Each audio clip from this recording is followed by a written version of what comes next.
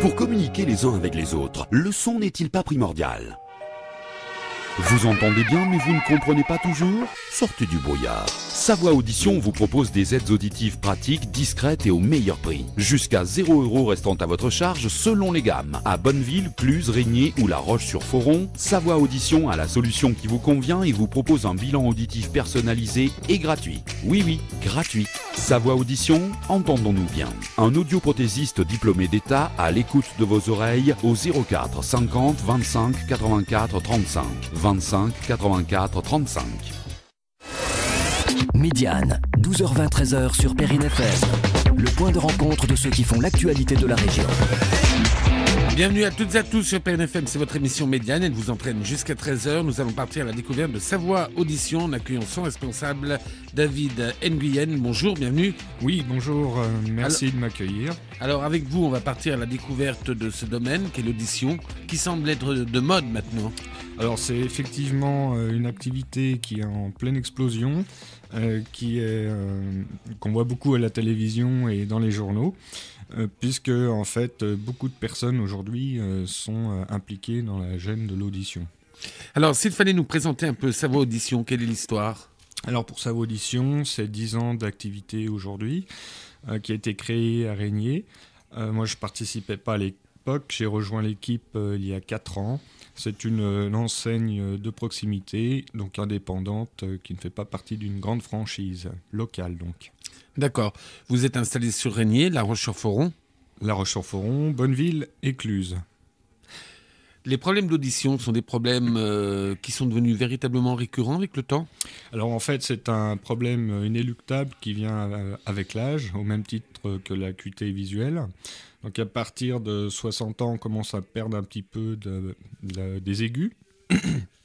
Et puis, en fait, la véritable gêne apparaît après 65 ans, où on commence à faire des confusions entre certains mots, surtout concernant les consonnes. Donc en fait, on confond certains mots comme chat, chac, preux, creux. Donc cette distinction des aigus fait que on n'arrive pas vraiment à bien comprendre les mots, surtout à concurrence de bruit lorsqu'on est en société.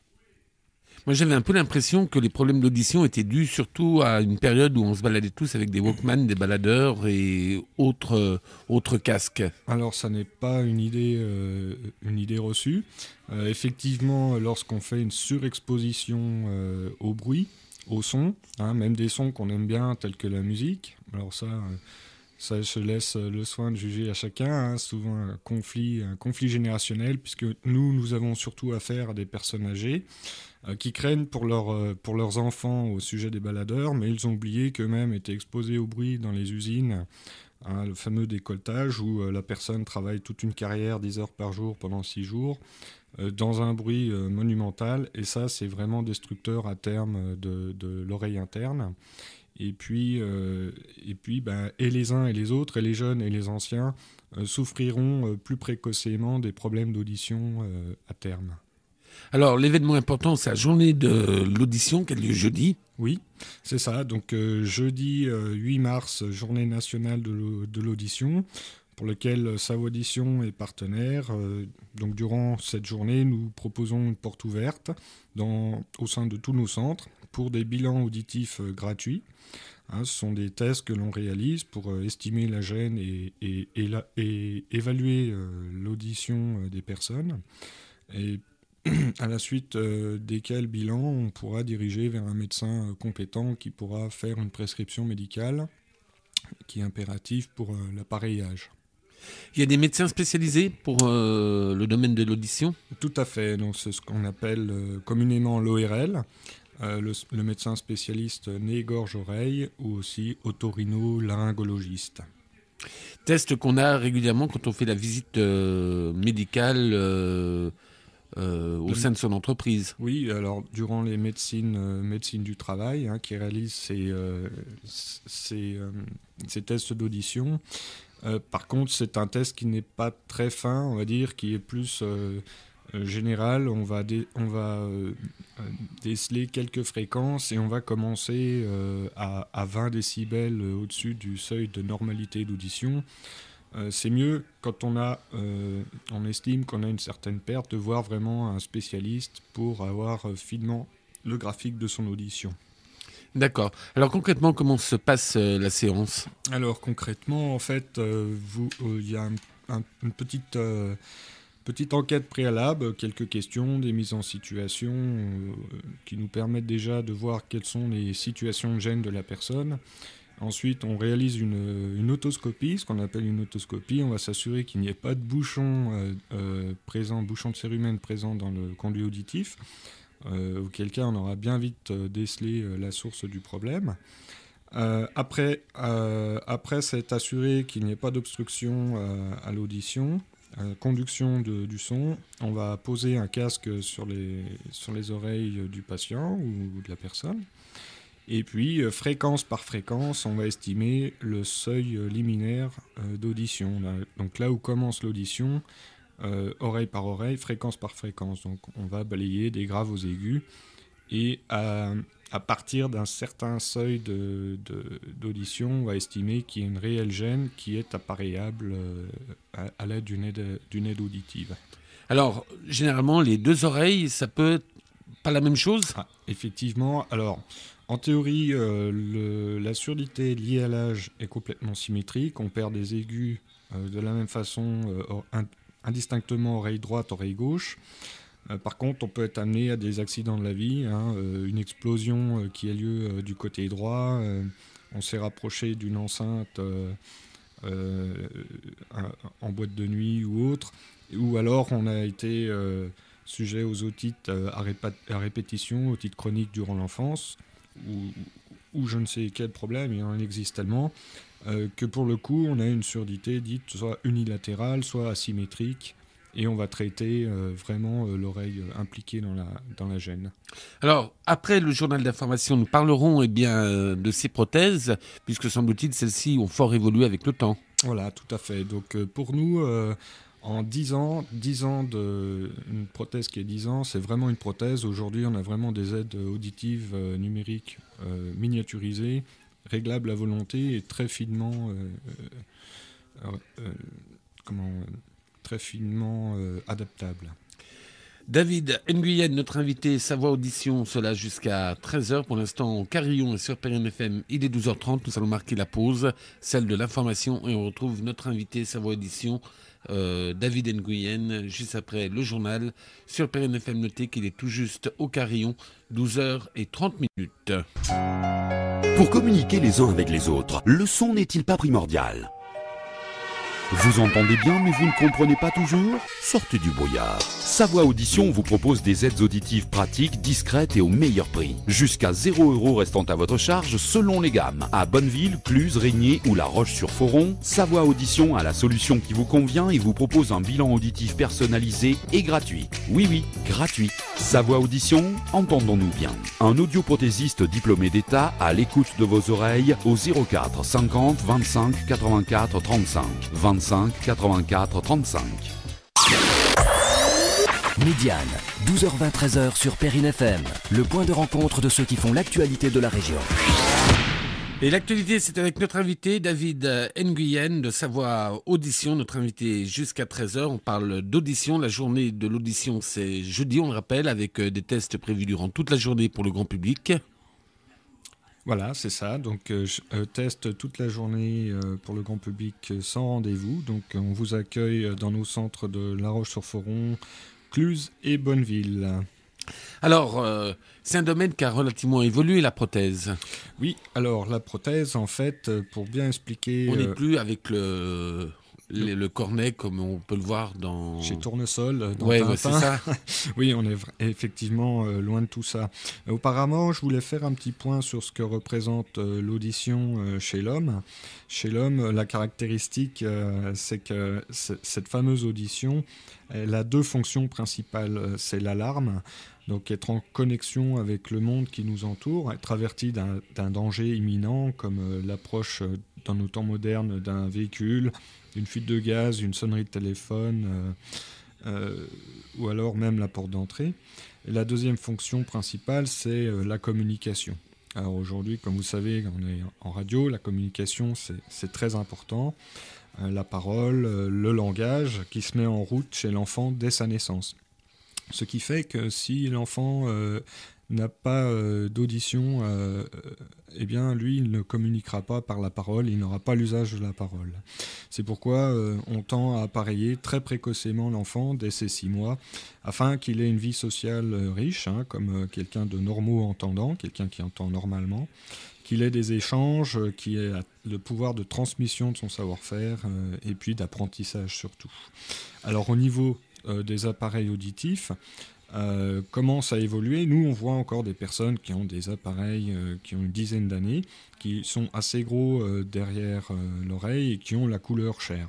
Alors cette couleur chair qui a vraiment cette connotation de handicap, à tel point qu'aujourd'hui, les aides auditives, qu'on appelle plus prothèses, sont miniaturisées et invisibles à l'œil. Alors comment tout ça c'est possible ? C'est fait par des procédés qui réalisent des puces électroniques qui sont des véritables micro-ordinateurs en moins d'1 centimètre carré, la moitié d'1 centimètre carré même. Vous avez 16 millions de transistors qui vont réaliser des opérations d'amplification ciblées par rapport à votre audition et toujours rester dans le confort.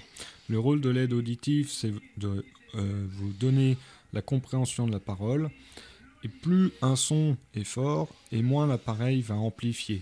C'est-à-dire qu'on a une espèce de protection.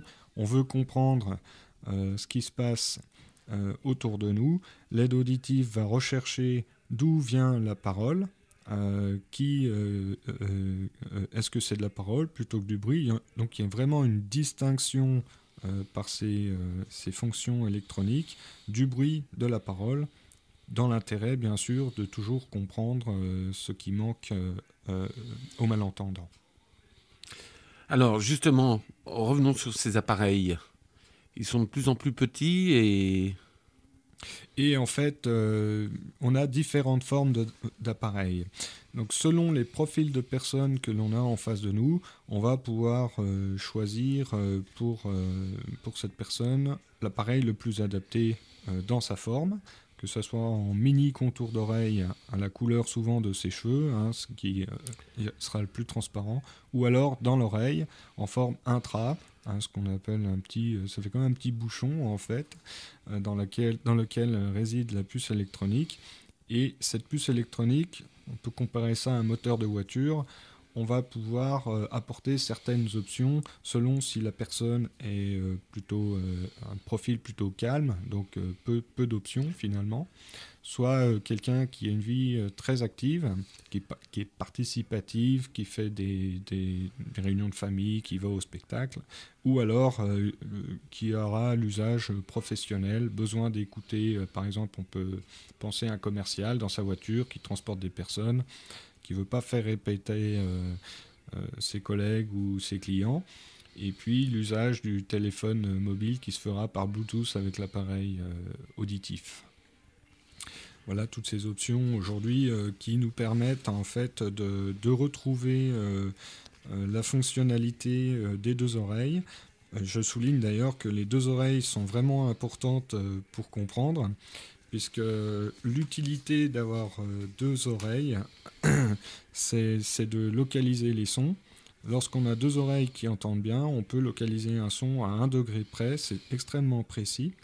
Ça nous permet également de retraduire un relief sonore et d'éviter les angles morts, c'est-à-dire si une personne me parle sur ma droite et que sur ma droite mon oreille n'est pas fonctionnelle, je vais être vraiment gêné pour la comprendre.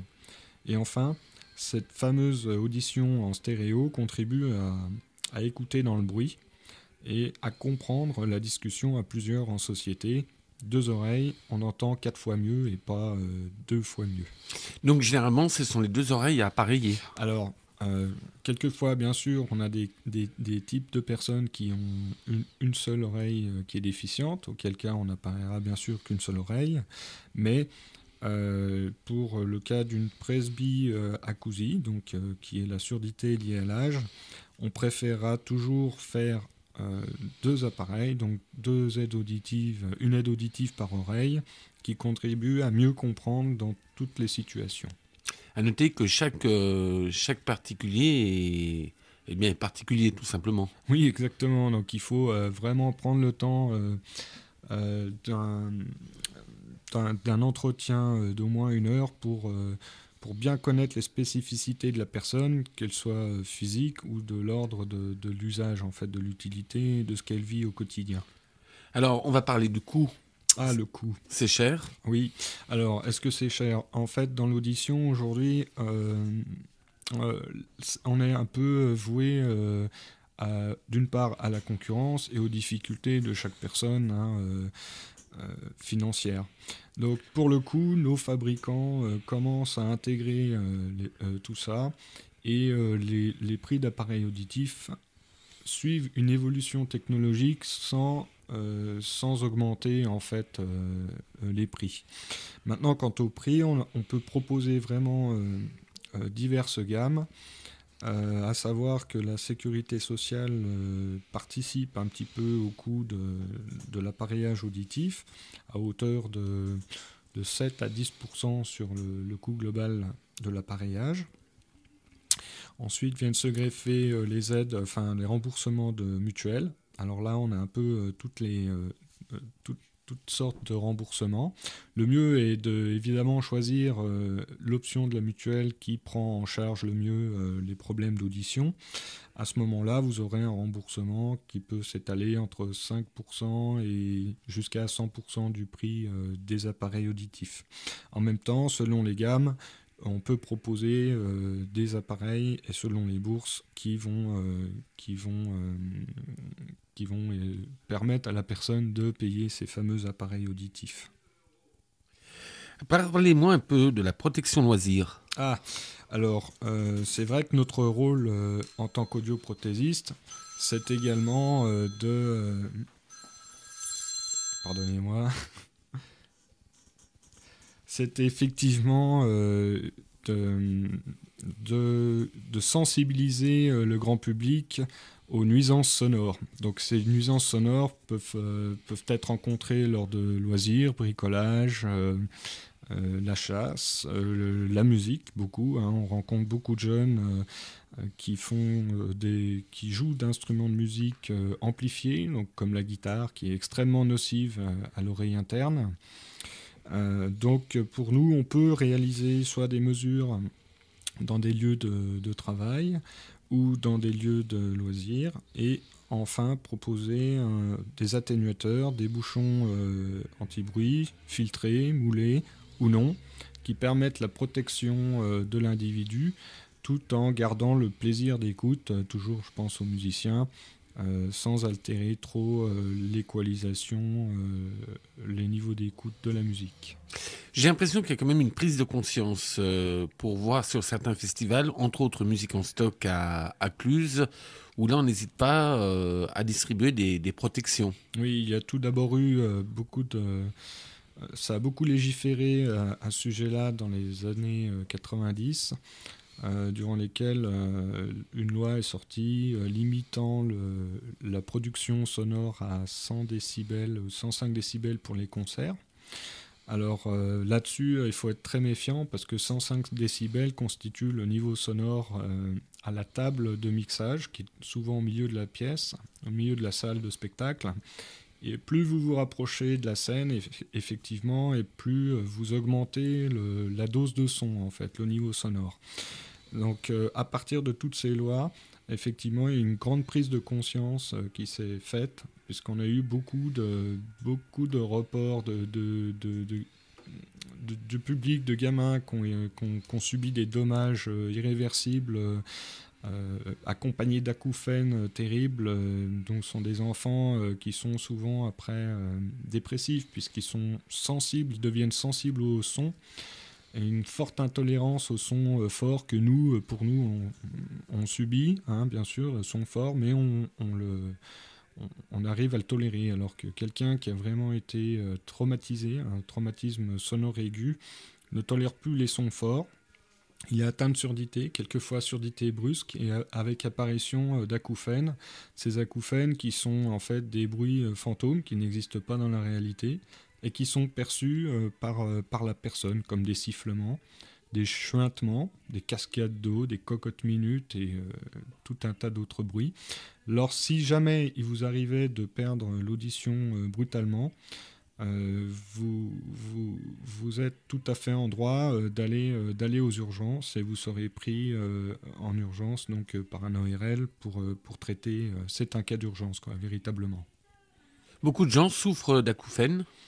Alors oui, effectivement, ça représente 5% de la population française environ.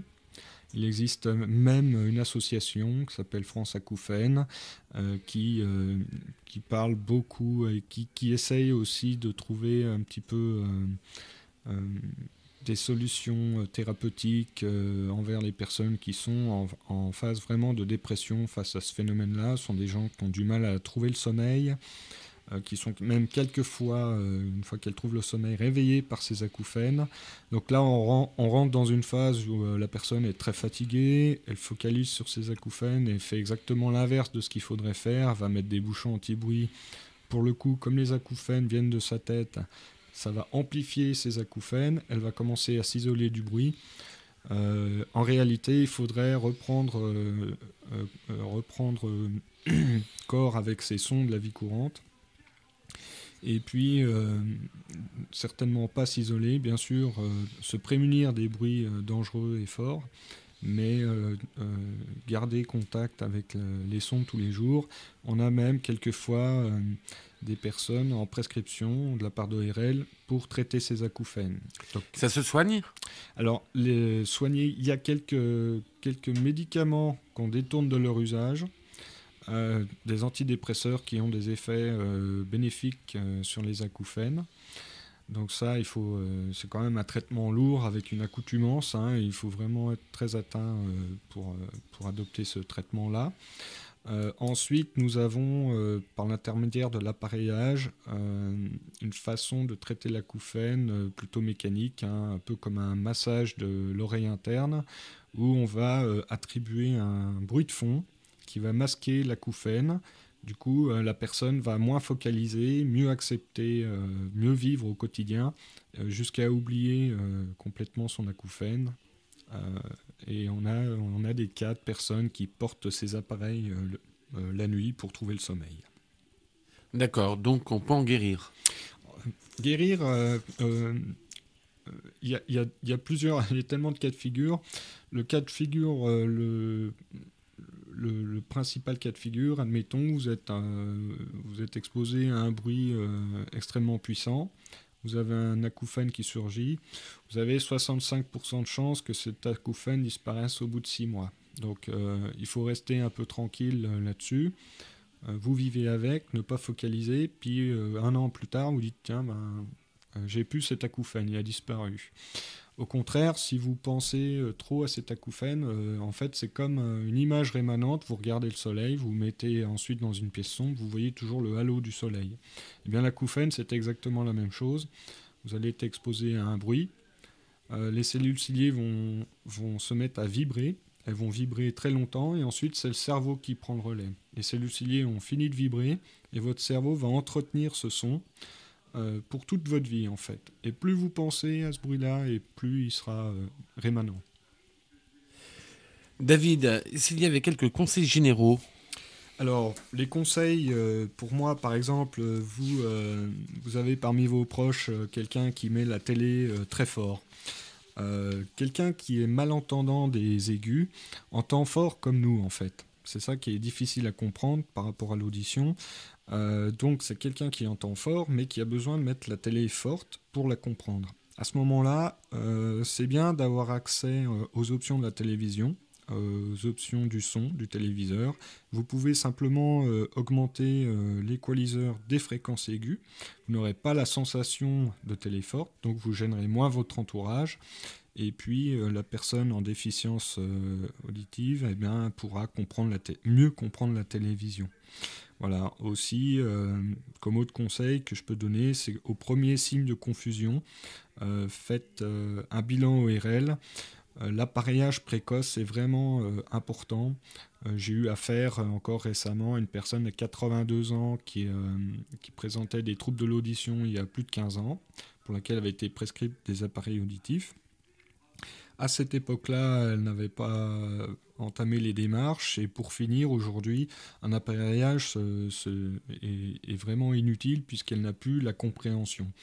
Le cerveau, c'est comme un muscle, hein, on l'entraîne, c'est-à-dire que quand on n'entend plus, le muscle s'atrophie, et quand on remet le son 20 ans plus tard, il n'y a pas de compréhension, le son est une nuisance, c'est-à-dire qu'à ce moment-là, c'est pas tolérable, c'est beaucoup très bruyant, mais il n'y a plus de compréhension du tout. Donc pour ce petit papy de 82 ans qui pourra peut-être être amené à être hospitalisé ou à vivre en maison de retraite, il va être complètement isolé, il n'aura plus accès à ce que disent les aides-soignantes, les médecins. Et à ce moment-là, on rentre dans un cercle un petit peu de susceptibilité, voire de paranoïa. Quelqu'un qui rigole, on se dit tiens, c'est pour moi, on est un petit peu out. Voilà, et enfin, surtout, protégez-vous du bruit. L'oreille, c'est vraiment un sens essentiel pour le coup, dont les dommages sont irréversibles. Donc, il faut faire vraiment attention lors de vos travaux, de vos loisirs et surtout au travail. Mais ça, je crois qu'au travail, maintenant, il y a vraiment une bonne sensibilisation. D'accord. On revient donc sur la journée de l'audition qui a lieu ce jeudi. Voilà, oui, donc ce jeudi 8 mars, nous vous accueillons avec plaisir pour répondre à vos questions. Nous aurons la possibilité de pratiquer des petits bilans gratuits, donner des explications approfondies sur l'audition, l'appareillage, et enfin fournir des documentations complètes sur toutes ces notions.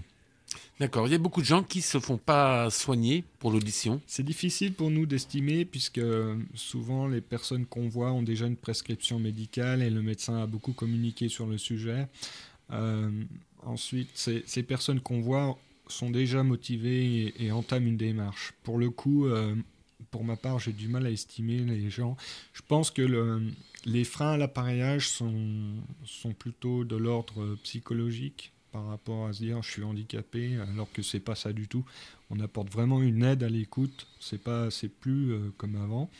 Et puis donc ça reste esthétique et aussi bien sûr au niveau des coûts. Mais alors au niveau des coûts, on arrive toujours à trouver une solution, soit au niveau du type d'appareil, soit en règlement étalé, voire obtenir des aides, par exemple pour quelqu'un qui est en activité professionnelle. Il existe des organismes qui vont apporter leur contribution.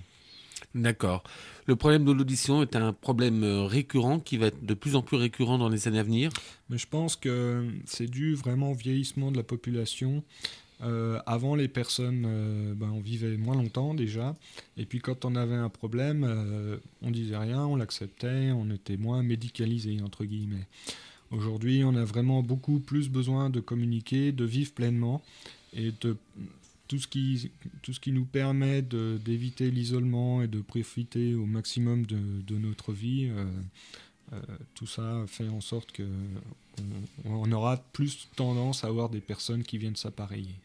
David Nguyen, donc notre invité, il vous reste 50 secondes pour mobiliser le public à venir en nombre jeudi chez Savoie Audition, avenue Charles de Gaulle à La Roche-sur-Foron. Alors, juste en dernier mot, je pourrais dire, pour ma part, pour moi, le son c'est vraiment les vibrations du monde. C'est un élément important de la vie. L'oreille, c'est un organe qu'on ne peut pas fermer, contrairement aux yeux. C'est ça qui donne l'importance du sens. Même pour dormir, vous ne fermez pas vos oreilles, donc prenez vraiment soin de vos oreilles. Et pour notre part, on aura à cœur de vous rendre ce service de proximité, sachant que l'appareillage est une démarche où il y a des rendez-vous très réguliers, pour lesquels ces rendez-vous sont déjà inclus dans le prix de départ, bien sûr. Donc privilégiez toujours un audioprothésiste proche de chez vous. Voilà. Ok, David, merci d'avoir été mon invité dans le cadre de ce rendez-vous en ce lundi. Savoie Audition, donc situé avenue Charles de Gaulle à La Roche-sur-Foron. Merci beaucoup, bonne journée, au revoir. Bonne journée.